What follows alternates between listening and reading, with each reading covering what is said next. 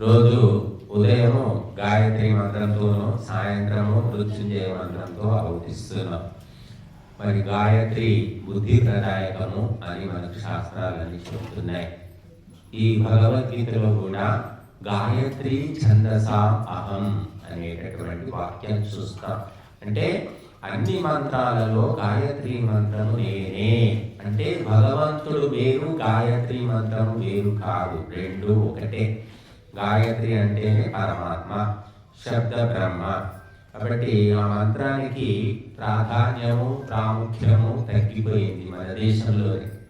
మరి మేము బ్రాహ్మణులము, మేము క్షత్రియులము, మేము వైశ్యులము, మేము విశ్వబ్రాహ్మణులము, మేము పద్మశాలీలము అని చెప్తున్నారు, జంధ్యాలు వేసుకుంటున్నారు. కానీ ఎంతమంది గాయత్రి జపం చేస్తున్నారు అంటే ఇంతే సంగతులు, ఎవరో తక్కువ. కాబట్టి గాయత్రి శక్తివంతమైనటువంటిది, మరి బుద్ధిప్రదాయకమైనటువంటిది. ప్రపంచం యొక్క రహస్యాన్ని, జన్మ రహస్యాన్ని తెలియజేసేటటువంటిది, అనేకమైన దివ్య శక్తులను ప్రసాదించి. కాబట్టి తెలిసి కానీ తెలియక కానీ, ఇష్టముతో కానీ అనిష్టముతో కానీ, ప్రత్యక్షంగా కానీ పరోక్షంగా కానీ, అనడం కానీ వినడం కానీ ఎవరు చేస్తారో వారికి మరి భగవంతుని యొక్క రక్షణ దొరుకుతుంది అని చెప్పారు. మంచివాళ్ళు బతకడం మహా కష్టంగా ఉంది, మంచితనం ఎందుకు పనికిరాదు అని చెప్పేసి చాలామంది ఉత్తములు బాధపడుతూ ఉన్నారు. ఈ నీతులు నియమాలన్నీ వదిలేద్దాం, మనం కూడా పాపం చేద్దాము, ద్రోహం చేద్దాము, మోసం చేద్దామని అనుకోవలసిన పరిస్థితి మంచివాడికి వస్తున్నది. ఎందుకు వస్తుందంటే దివ్యశక్తులు లేవు, గాయత్రి రక్షణ లేదు. గాయత్రి జపము ఎవరు చేస్తారో వారి నుండి దుష్ట శక్తులన్నీ దూరంగా పారిపోతాయి అని ధర్మగ్రంథాలు చెప్తున్నాయి. గాయత్రం త్రాయతే ఇది గాయత్రి. ఎవరు గాయత్రిని జపిస్తారో వారిని అది రక్షిస్తుంది అని చెప్తున్నాడు. భగవంతుడు గ్యారెంటీ ఇస్తున్నాడు, మనం జపిస్తే కదా తెలిసేది.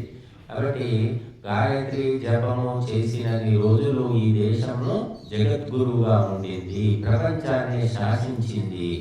మహర్షులు, మునులు, వీరులు, త్యాగులు, తపస్సులు, పతివ్రతలు, దాతలు ఎంతో మంది పుట్టారు. గాయత్రి జపం సున్నా అయిపోయింది. నీచులు, భ్రష్టులు, దుష్టులు, లంచగోడులు, తిరుగుబోతులు, తాగుబోతులు, వదరుబోతులు, మరి వ్యభిచారులు వీళ్ళు కొడుతున్నారు. వాళ్ళు వల్ల దేశానికి ఉపయోగం లేదు, కుటుంబానికి తల్లిదండ్రికి ఉపయోగం లేదు, చివరికి వాడైనా ఏమైనా బాగుపడతాడంటే వాడే నాశనం అయిపోతాడు.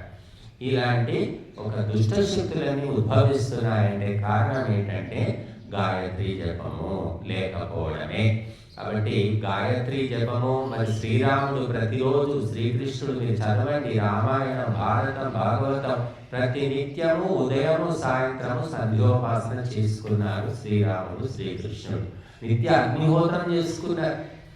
చాలా మందికి తెలియదు. మీరు రామాయణ సీరియల్ చూస్తారు, మహాభారతం సీరియల్ చూస్తారు, ఎక్కడా కూడా వాళ్ళు నిత్యం అగ్నిహోత్రం చేసుకున్నట్టు, సంధ్యోపాసన చేసినట్టు ఎక్కడ చూపించారు. మిగతా శృతి సుల్లత చూపిస్తూ ఉంటారు. కాబట్టి వాళ్ళు నిత్యము ధర్మాన్ని ఆచరించారు కాబట్టి వాళ్ళని పూజిస్తున్నాం మనం. గాలికి వాళ్ళకు పూజలు దొరకడం లేదు, వాళ్ళు ఆచరించి ఇతరులను కూడా ఆచరించమని ప్రేరణ ఇచ్చారు. కాబట్టి అటువంటి మహామంత్రము, గురుమంత్రము, ఆది మంత్రము, మూల మంత్రము గాయత్రి మంత్రము. ఆ మంత్రముతో ఇప్పుడు మనం 54 సార్లు ఆవుతిస్తాం.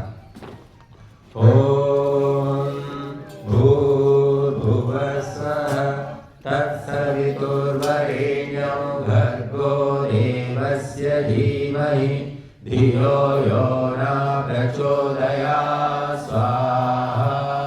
ఓం భూర్భువస్వః తత్సవితుర్వరేణ్యం భర్గో దేవస్య ధీమహి ధియో యో న ప్రచోదయాత్ స్వాహా. ఓం భూర్భువస్వః తత్సవితుర్వరేణ్యం భర్గో దేవస్య ధీమహి ధియో యో